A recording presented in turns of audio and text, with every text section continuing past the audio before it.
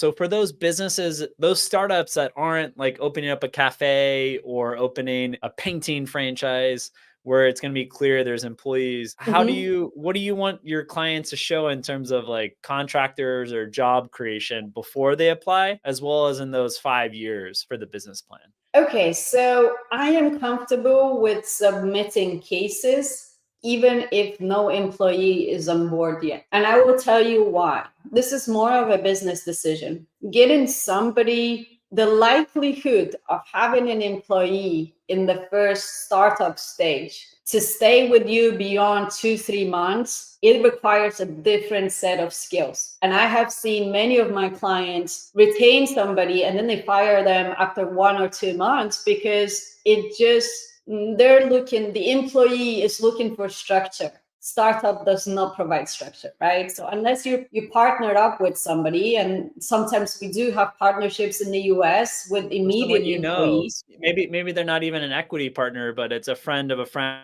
that's going to be loyal to you, and you already have a pre-existing relationship with that person. Correct. So that's a nice way to do that. And then to show growth, remember real estate, property operations company, the nature of the business is a lot different when it comes to the building industry and construction industry. And that is because most of those people work as contractors, right?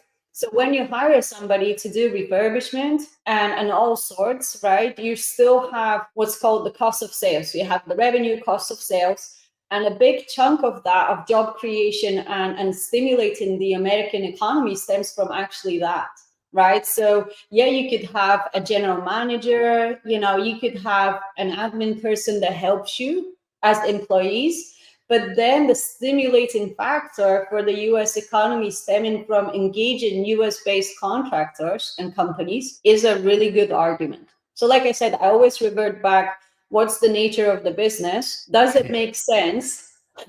Yeah, And how are then, Americans running that business? So correct. why would Because the US government expect you to have a bunch of employees where Americans run the business with 1099 contractors, and that's how it's been for the last 50 years? yeah, correct.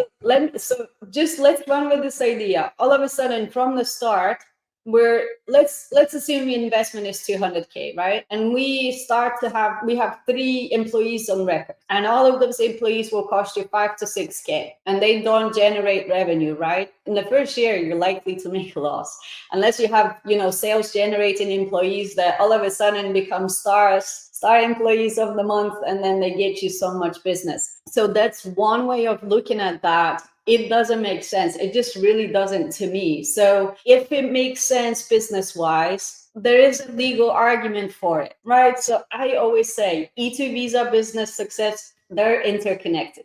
Whoever wrote the regulations, they're just making sure that people who have never run a business are able to do so through sufficiently capitalizing the business, on and on, right? So for me as an entrepreneur, that's a logical state of affairs.